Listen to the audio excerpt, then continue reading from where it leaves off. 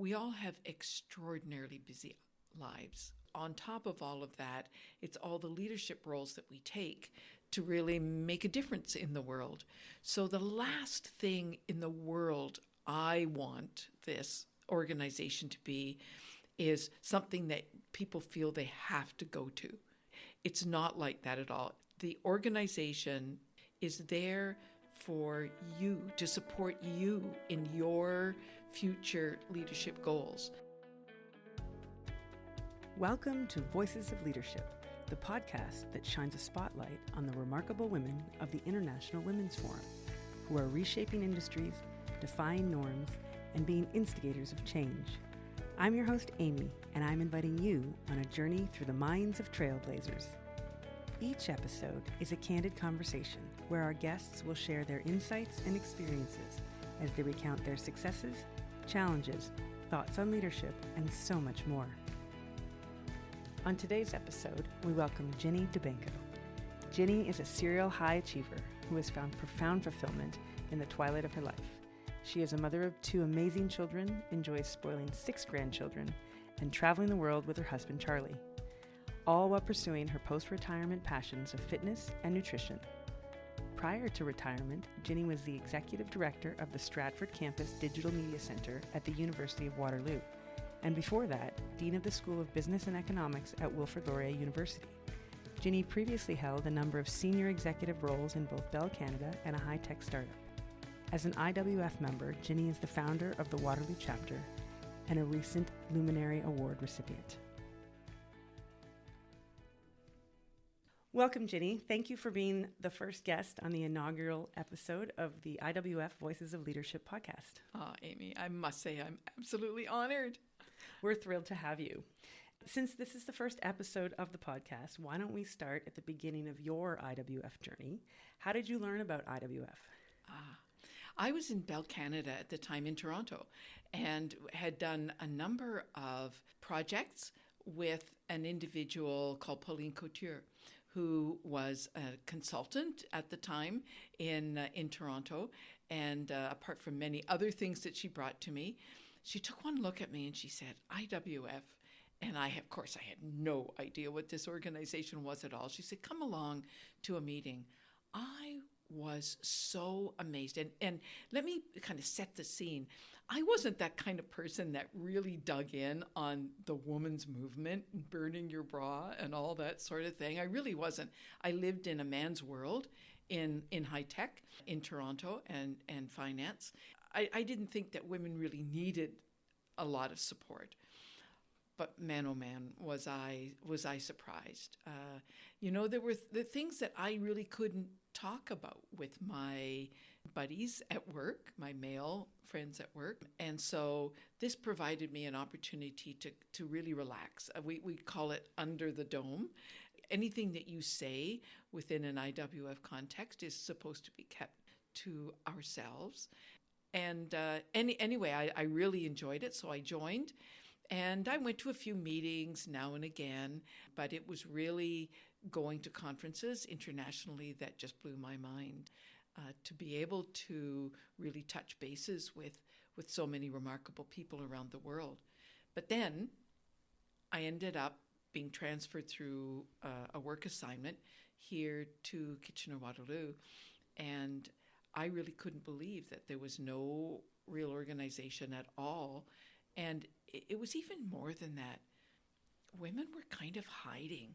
It was a real man's world here with high tech, finance, insurance, agriculture, manufacturing. So maybe there wasn't a real space for women. But I had to dig to find, and of course there were tons of talented young, not even young, older leaders here in the community. And so I went back to Toronto and begged them to start a chapter here in Kitchener-Waterloo, and voila!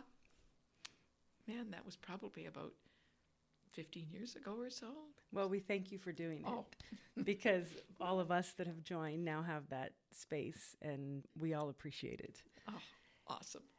Who did you recruit first to get things started? Ooh, a good question. I'm pretty sure Mary Dalton was right amongst the first, and Joan Fisk. I think the three of us were kind of like the three amigos, and then, of course, they knew. Mary and Joan know where all the bodies are buried. They know everybody. They know everybody and everything about everybody at the time, at any rate. And so they really were very helpful. And then from then on, I just sort of, in my day-over-day activities, which included talking to the leaders of commerce in the town, I just kind of kept my radar open all the time to see when I bumped into somebody that I thought would make a good member, and we grew it from there. I have one more, lots of questions about IWF, but one more specific question is that one of the foundations of IWF is that it is a no-guilt organization, and you talk a lot about that. Yeah. Can you talk a little bit about why it's such an important part of IWF culture? Yeah, and not everybody's comfortable with this, by the way, I might add, and I think it's really important. We all have extraordinarily busy lives. We do. Yes. We have parents that need taken care of. We have children, of course, and at my age, it's children's children. Yes. So, and of course, on top of all of that, it's all the leadership roles that we take to really make a difference in the world. So the last thing in the world I want this organization to be is something that people feel they have to go to. It's not like that at all. It's there for you. The organization, International Women's Forum, is there for you, to support you in your future leadership goals. And it has nothing to do with having to be somewhere, or feeling obligated to go. Because it is very frustrating from an organizational point of view. You organize a big event, yes, or you think you do, and very few people show up to it, and it makes you annoyed. And then the next exec meeting, everybody sits around and, we have to make sure that people come out to things. Nope. That's not what this organization is about. So if we get 5 people out, who cares? Those 5 people will actually have a more intimate conversation, I'm sure, and end up with more connections that would actually help them than if the room were packed full of 50 people. Well, you've done an excellent job building that culture here, because I have definitely felt it. Is the no-guilt concept an international concept? I don't know that, to be quite honest. I think our chapter is quite different in a number of ways, to be quite honest. There's something about this chapter. We've brought a number of people in who are very young, who have, I would say, more entrepreneurial roots than the typical one in Toronto, which would be big corp, a VP or a president of a big corporation. I know that many people coming here to attend our AGM from across Canada were really blown away, and primarily by one thing, and that was the way that we all worked together. Oh, interesting. And so when we took the tours, yes, the behind the scenes, as the leaders of our various bus groups and so on, we would come into a place, let's say the Perimeter Institute, and we'd see friends that we knew, yes, right? And yes, so big hugs and everything. You don't really get the opportunity to experience that in a big city like Toronto or Montreal, Vancouver. So we're just the right size. I agree. I mean, I didn't think about it that way, and I guess we need to appreciate it more. Oh, my gosh. I was at a random event yesterday and ran into Mandy Bujo, who's a new member, and we hadn't seen each other. And again, big hugs and catching up. Exactly. And people were like, out of Wow. context, how do you two know each I other know. kind of thing? I know. And it really came through in our, I mean, it wasn't part of our plan, right? We were just added being bonus, us, yeah. right?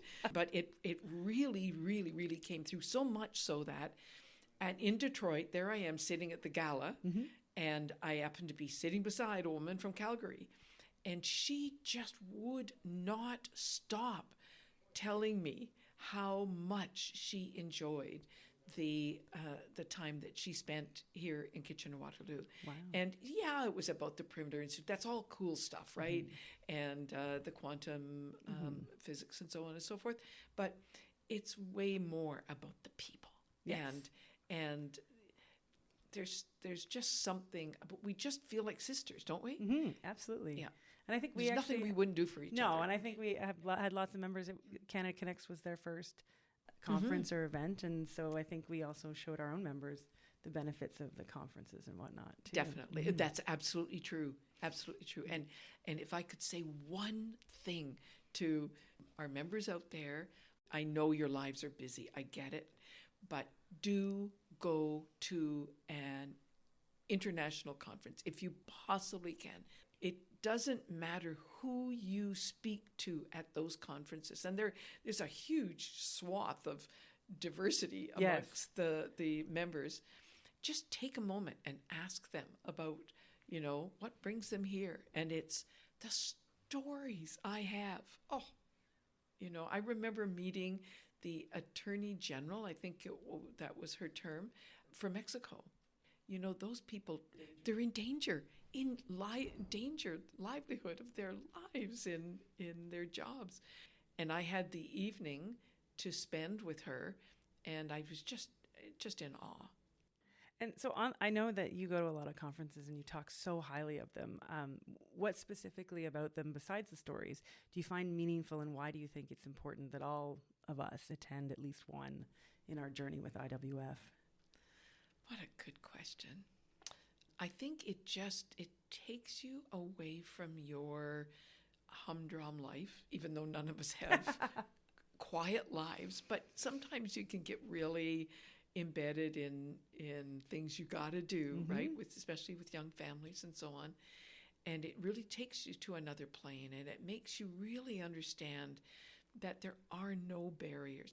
That what women have stood for and continue to stand for, it just makes me so proud to be a woman, and I have to really contrast that with how I felt when I grew up, because I grew up in awe of the man's world. I truly, really did. All of my influences on my life, other than obviously my mother, were men.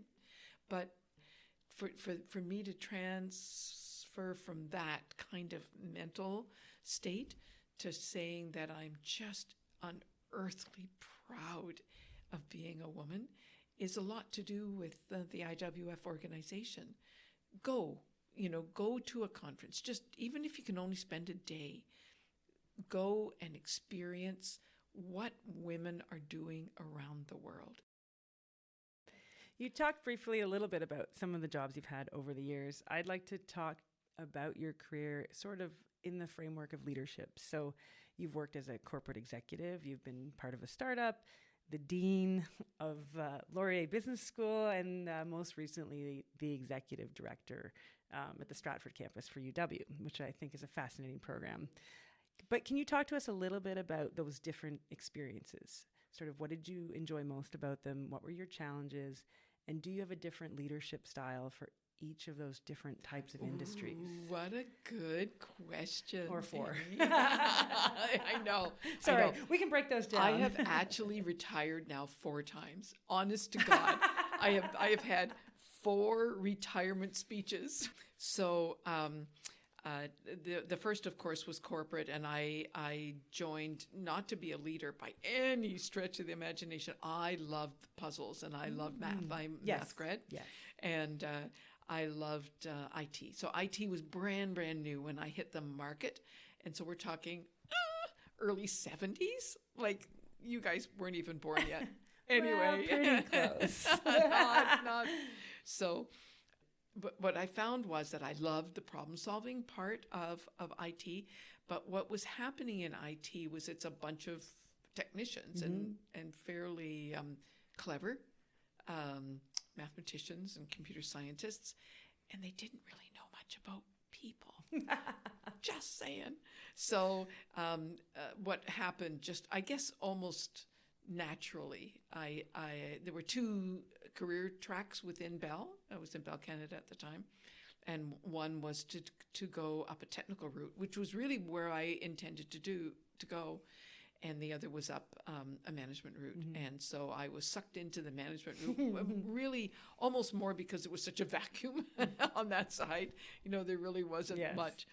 And so I ended up leading increasingly larger groups and groups and groups, and almost all guys. I mean, there were a few scattered women here or there, but I kept trying to grab jobs that were a little more interesting. I also had my children in around this time as well. And so I had some challenges at home. And I decided that I really needed to spend more time with my children. And there was no room for that. Like even maternity leave was 6 weeks or something back then, you know. So I decided that I bargained. So I negotiated. They wanted some leadership out at the data center. And the data center is a little bit more of a factory kind of environment. And I was really coming from downtown, you know, the architects, system architects and those kinds of things. And so I negotiated. I would go out and work there if they would let me have the summers off. Oh. And so... It's a great idea. I should have thought of that. I know, but they went for it. Great. And it was great, too, because I had a very strong team members. And so it gave them it was 2 months. And so they gave them a month opportunity, a couple of them, to practice, you know, develop their own leadership skills. So it all worked out in the end. So I ended up out in the factory, essentially. And when you think it's men, and it was really, really, really rude, shall I say. You know, they would put me on, I remember took me out to lunch once and took me to a strip club. Oh, lovely. Oh, good. Lovely. And worse than that, like they would sat me at the table with my back to the strippers, because they thought that was only right. Yes. You know what I mean? They're being kind. It's just unbelievable that would happen now. But so I decided that my leadership style, which is what your original question was something I really had to concentrate on. And so out at the data center, it was military. You know, it was all just how fast, how whatever, aye, captain, you know. And that wasn't me in any way, shape, or form. And I didn't want to become, you know, the bitch, you know, that many women did at that time to achieve success. So I sort of treated the district as a family. And so I remembered birthdays. So I would actually go beyond that and sing to them. Oh, wow. I sang happy birthday to them. And of course I couldn't get, and then my purview got larger and larger, and it got up to a couple of thousand. So you couldn't really go to visit them at their desk. So it was kind of funny, but I would sing them a voice message. Of course, this is Belle, right? Right, so of course. Leave a voice message. And it was so funny because on my birthday then, they brought the switch down because they had so many voice messages for me. In That's return. fantastic. So it really did work, you know, when you treat people as humans. And not to say that in crisis situations you have to be able to make decisions quickly and expediently and put your emotions on there was a situation in Bell, for example, where Bell started to lay people off. And just to put this in context, Bell had never, in the entire time it had lived, it had existed, it had never laid anyone off, even during the Depression. Wow. They went on work sharing and so on. So this was a big, big deal for Bell. And they dropped 25% of their workforce, like just poofed like that. It's a big number. So it's huge. Yeah. And people were really in shock. So we would get people together and just go around the table and ask people how they felt. And people came up with stories, you know, my dad got laid off and we ended up, you know, without a home. And they just get all of that baggage sort of thing, all that emotion out on the table and got through all of the tears. And then we said, okay, now that we've done that, now what are we actually going to do to make sure that we're respectful of the people that we place and so on and so forth. So did that leadership style that you created at Bell, how did that transition to academia and how did you have to adjust it? That's such a good question. So academia is just a completely different world. It truly, truly is. The closest I can come to it is to say it's sort of like a bunch of independent consultants that all work together. And the dean as you may know, all of the leadership positions are all elected by all the people there. I didn't know that. Nobody is kind of forced in ever with those kinds of organizations. So you come from Bell. How then are you elected dean? So I actually took 5 years in between there, and I worked at a high-tech startup, but we'll just put that aside for 1 minute. We don't have time to talk about all the careers. I'm sorry. We'll need to know. It's great. We'll have to come back, and we'll do the other half of the careers. And so I have had a very good friend, Carol Stevenson, who had... I was on the board at Western, and Western Ivy School, the business school, needed a dean. And so I sort of talked her into the possibility of that. And she absolutely loved it. And she said, Jenny, I loved it so much. You should think about it too. And so that's sort of how IWF. Yes. She's an IWF member, or was at the time. And then I put my hat in the ring, and they were up for something different. So because I was not an academic, I had a master's, but I wasn't, I had no PhD. And by the way, I should say that my father has a PhD, and he was a prof in the university. My mother has her PhD, was a prof in the university. Wow, that's a lot to live up to. My brother has a PhD, prof in a university, and my sister. So I was the only one. But then you got to be the dean. I know. It still irks them I'm no sure end. It does. So there, it was a very different kind of leadership, and I felt fairly strongly there that change was really required at the school. There was nothing wrong with it. It's a fabulous university, fabulous school. But it was when I arrived, it was very much an accounting school. And I really felt that there was a course in accounting school that was developed at the University of Waterloo. Yes.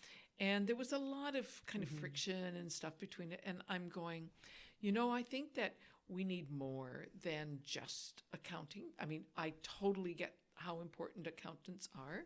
I'm on the CPA board, so I truly do understand that. But what was required a little more, I thought, was some kind of training in and around management of technology specifically. And it was just about that time that some rather tough management decisions were taken within BlackBerry. Oh, okay. ... So it really was front and center of many people's thoughts. And I talked to a lot of high-tech industries, and what they continued to tell me was that they didn't have any source of management expertise within the corporation. So we developed a new program called the Executive Masters in Technology Management. And it was sort of like an MBA, but it was much more directioned at high tech. Right. So that was in my brain as the strategy. And by the way, it wasn't just my strategy. I did a lot of listening to a lot of the folks in the community and so on and so forth, what was needed. It's possible I didn't do enough listening to the professors, because universities are, they're slow and ponderous in their decision-making processes, which I came to appreciate, to be quite honest, because in industry, you make a decision, bang, like that, and you push it through, right? And you have all kinds of tools to do that. You don't have those tools in an institution of higher learning. It's much more collaborative, and hence the slowness of the decisions. But the amazing thing is that once a decision is taken, it's really ingrained. Unlike in industry, you end up with a new VP and all of a sudden, poof, all of that goes out the window and start over again. Start all over again. That really doesn't happen in a university. So it makes it a much more stable. Is collaboration lend itself to continuity then a little bit? Much more so. Now, it's still, it's ultra hard to bring change, though. I can imagine, yes. To that kind of thing. So on the topic of change then, you moved to the executive director in Stratford, and you launch a brand new program. Brand new school. Brand new program. No, that's okay. Yep. Approaching, digital media. Yep. What was it like starting that? And after you just said in academia how it works, how were you able to start something like that? And it launched fairly quickly, is Yes, my it did. understanding. Yep. So how were you able to pull all of that together? Well, I was actually brought in to kind of pull up the bootstraps a little bit of the organization. There had already been quite a few ideas in place, and it was modeled after a program out of UBC. And it all ties around the fact that with high tech, unfortunately, as luck would have it, you've got a user involved. High tech would be great if it weren't for the users, Yes. right? Yeah. Okay.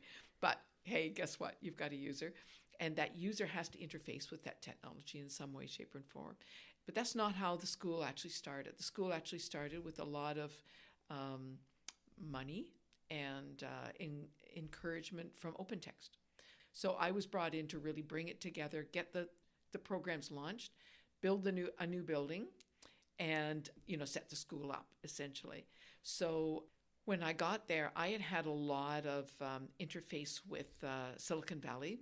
What I found was that there were such things as UX engineers, they called them, but they were six-figure salaries, right? And California, big six-figure salaries, because there was no program producing these people. They were either tech people that happened to have a pretty strong right brain and kind of understood things about human behavior, human nature, or they were people who came in from the arts and had a real bent toward tech. But all of those would be mid-career type individuals. And so by that time, their salaries were well advanced. So what we tried to do was to produce a graduate that really had really good, strong grounding on both. So both the tech and the understanding how people need to receive information. And so it was inordinately successful, I have to say. And everybody says, oh, good work, Ginny. No. It was a huge gang that I worked with. That's first. And second, how many things do you get involved with that really don't work out?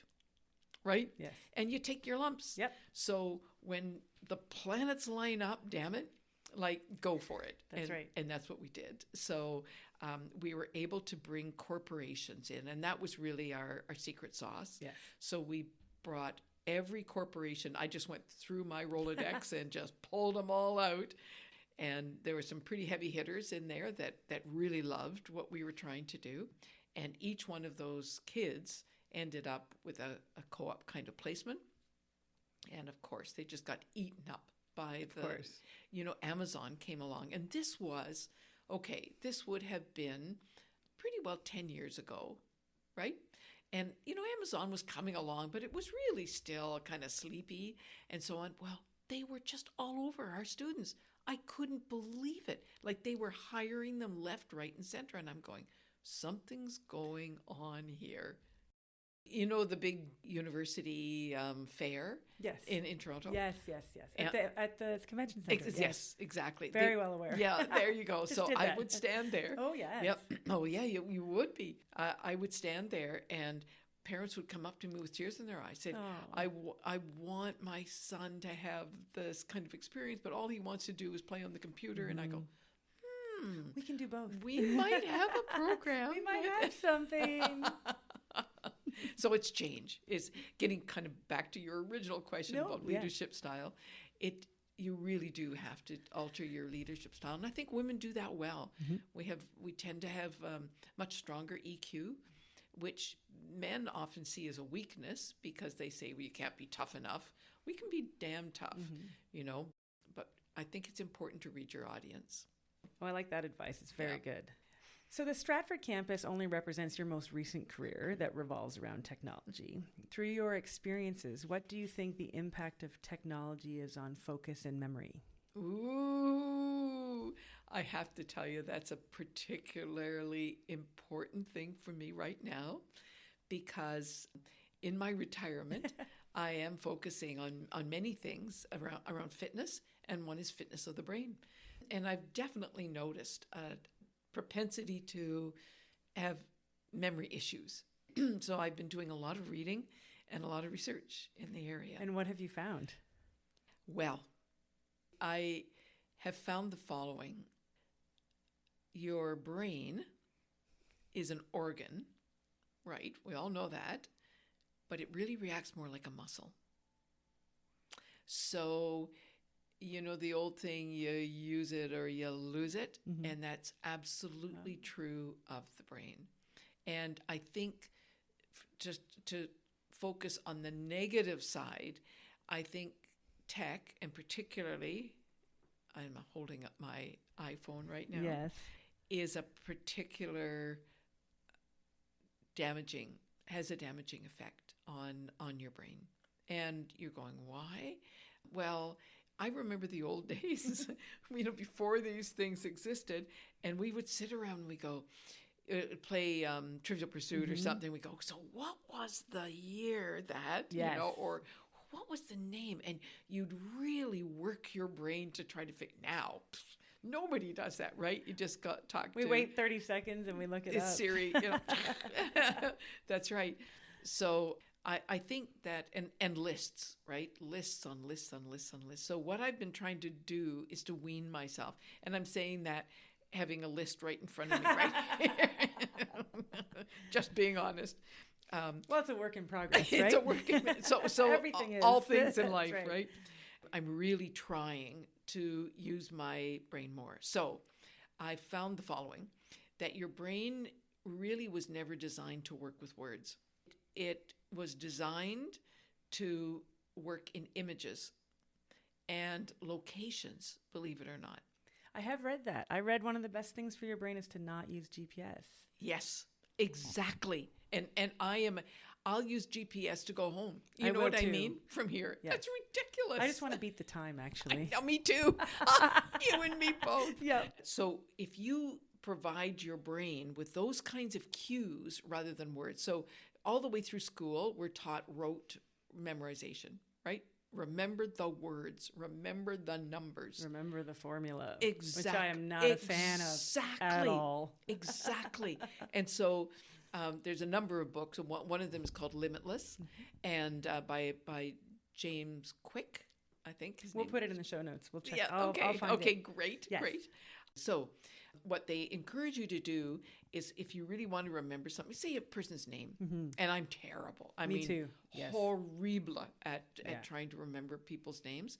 And so I go out for a walk every morning, fitness, big thing for me, and I keep bumping into this woman. So I finally asked her name, right? And her name was Liz. I normally would just walk on and forget like two steps later. But this book tells you to, or this theory tells you to develop an image in your brain around the name, right? So Liz became Lizard. So I have this, image of a lizard, and then her address was 222, the street that we walk on. And so I put on the lizard, on the back of the lizard, 3 2s sort of thing. Do you know that was probably, 3 months ago when I started looking at this whole thing, and no problem at all. I can remember her name, no problem at all. And so there's a bunch of techniques that you can use. Location is another one, and I guess that's designed so that you can find your way back home to your cave. As primitive primates, they call them memory castles. Yes. Memory palaces. Yes, yeah. Memory Palace. Yeah. Yes. And I've read a lot about those. Okay. And so just for the listeners, you just determine certain location that you really know very, very well. And so you come in the front door and you hook your first number on the list up to, something, the front doorknob. You go through the house and to the bathroom, you hook another of your grocery items up. And you do that and try to use as much imagery in your brain as possible. But getting back to the question, I do think that technology has not served us well, even though I love it. Yes. And I am just seriously never without. I dropped my iPhone in the lake. Oh, no. But unbeknownst to me, right? So I get back to we were taking the grandkids out water skiing, and I guess it was in my pocket, and it just slipped out. I found it with Find My, Pinging under the water? Yep, it was. But do you think we could find it? We drove down, couldn't find it. So I was probably about 2 days without my phone, and I thought I was going to die. I actually think that that's a nice perspective, though, because often when we talk about technology and the dangers of technology, it's quite, you're either don't have it at all or I use it all the time. Yep. You know, to hear someone like yourself, which is probably like most of us, recognize that possibly we shouldn't be on it as much, but that we do need it or we do like to have it and we're working on it. Yeah. It makes the rest of us feel that that's an accomplishable task. Yeah, I really believe it is. And like anything in life, you know, Yes. Everything in moderation, right? Everything in moderation. I'd like to circle back to IWF for a minute. The IWF Canada Luminary Award recognizes IWF Canada members who have best exemplified the spirit and soul of IWF Canada, which you obviously do. And you are one of the most recent recipients of the Luminary Award this past June. What was that experience like? My God, I was gobsmacked when I got called. You know, seriously, I mean, how can I say this? Like, IWF for me is something that does things for me. I don't do it for it. I can't really express this very well, but there are people out there that spend inordinate time, you know, organizing podcasts and dine-arounds and so on and so forth. And not that I haven't rolled my sleeves up on a few occasions in that regard as well, but I see IWF as something that's only helped me. And for them to turn around and recognize me, I was absolutely floored. I mean, there's just no other word for it. And I guess it had to do with the fact of starting the chapter. But I also gather that when people went out to get supporters for it, that there were a whole bunch of people that supported it. So I guess there is some truth to it. So did Sarah call you? Yeah. And yeah. What did she say? Oh, she said, "Oh, you've been selected," or maybe it was a text. A text. Yeah. And she said, on my great iPhone, and she said, you know, you've been selected as the Luminary Award. And I mean, honestly, I had to read it like 4 times to say, are you serious? Like it just, there wasn't even, I had no idea, of course, that the initiative was there. And I think that's the point, right? Yeah. Yes. But I was hugely honored. I feel, though, guilty because I just see all the other people out there doing so much for the organization. And I've really stepped back in the past few years, and because I thought it was important to have other people lead the organization. Succession planning, right? That's the key. Yes, not key always to good successful. Governance. Yeah, not always successful, and tough to do. Yes, really tough to do. Yes. That was one of the hardest things I had to do actually in the chapter because I loved it so much and I was just so much into it. But I realized that it was important to step back and let somebody else take the reins. At that stage, I sort of stepped back from the organization and I've just been taking from it. I don't give back to it that much. So, well, congratulations. Thank you so very much. Thank you. On that idea, though, of stepping back, what do you think is next for women in leadership? Oh, you know, that's such an important, you just sparked such an important point for me. I have seen such development. I mean, seriously, in my early years in Bell Canada, I can remember going to the corporate headquarters in Montreal, and there was no women's washroom on the board floor. Wow. Like, seriously. Yeah. And just a few years before my hiring, a woman could not hold a higher position than something like a senior clerk or something like that. You know, it just couldn't happen. So, I mean, I've witnessed all of this, and I've witnessed the very slow but steady rise of women especially in big corporate Canada, in Toronto. And the corporations doing so well as a result of women lending their voice to the decision-making processes. But I'm really, really, really, really, really nervous that we're going to start to backtrack. So you remember that when this happened, you know, in my career, it was growth. Everything in Canada was growing.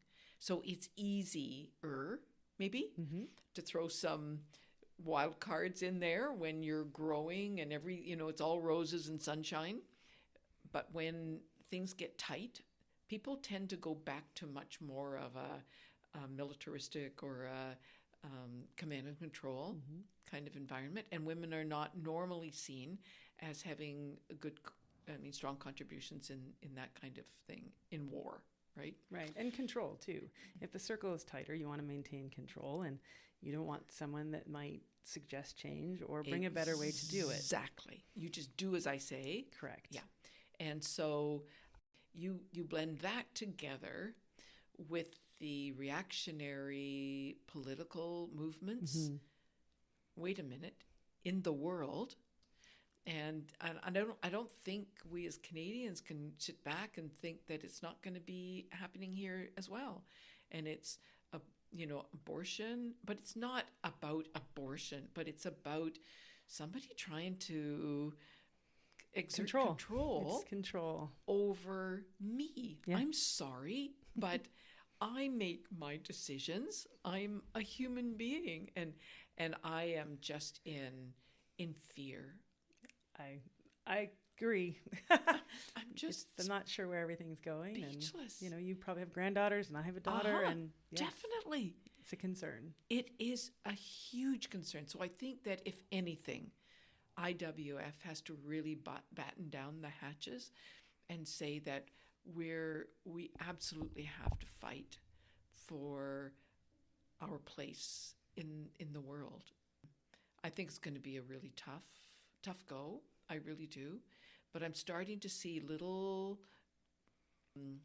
things happening at the Detroit conference. Go to conferences. The governor of Michigan that must have been very us, interesting. Gretchen Whitmer. Yes. Oh my goodness. So here's a woman who has been maligned. I mean, threats of kidnap, of death, not only herself, but her family. And she just keeps her head up. She is just such a remarkable woman.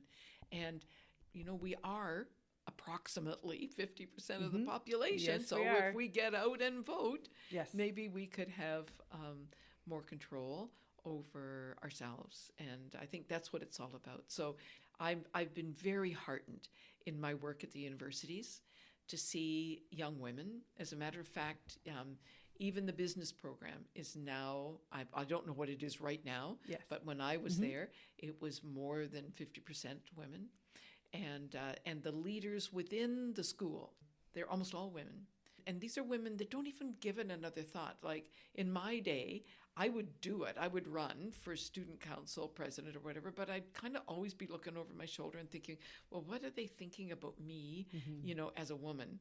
The young women today don't have to worry about things like that. They're just being, they're being themselves. But I think as leaders and elders, speaking only for myself, Amy, I understand. I'm getting very close to that. It's so good. No, you're not. I think it's incumbent upon us to make sure that we really do continue to encourage. So, in any of our walks in life, including our own daughters, if there's anything that we can do to encourage young women and take a chance, just take a chance and promote that young woman or hire that young woman, I don't think you'll be disappointed, and it will hopefully keep this reactionary, misogynistic climate, political control at bay. So my last question for you then is, what advice do you have for the next generation of women leaders? Yeah, just don't be afraid. And I know that sounds so stupid to say, but I spent my entire life being nervous, about, well, what will they think if I do this? Or put that to one side. Your life and your ability to change the world is just absolutely paramount. And you've got everything that you need to do that. Just wade in and just do it. And there's an expression that was taught to me in Bell actually many, many years ago by a rather salty individual who said, do your homework, never tell a lie, and don't take any shit from anybody. That's great advice and a great way to stop. I think that's fantastic. Thank you very much, Ginny. Oh, thanks so much for doing this first, Amy. I think it is going to make a huge difference to our chapter and to the organization writ large, hopefully. And thank you very much for including me on your list. I'm honored. Well, we're very happy to have you as our first guest, and we appreciate you helping us get the podcast off the ground. So we're excited to see where we can go from here. Me too. Thanks so much, Amy. Thank you for listening today. If you enjoyed this episode, please take a moment to rate and subscribe to our podcast. When you do this, it helps to raise our podcast profile so more leaders can find us and be inspired by the stories our Voices of Leadership have to share. If you would like to connect with us, please visit the Voices of Leadership website. The link can be found in our show notes, available wherever you listen to podcasts.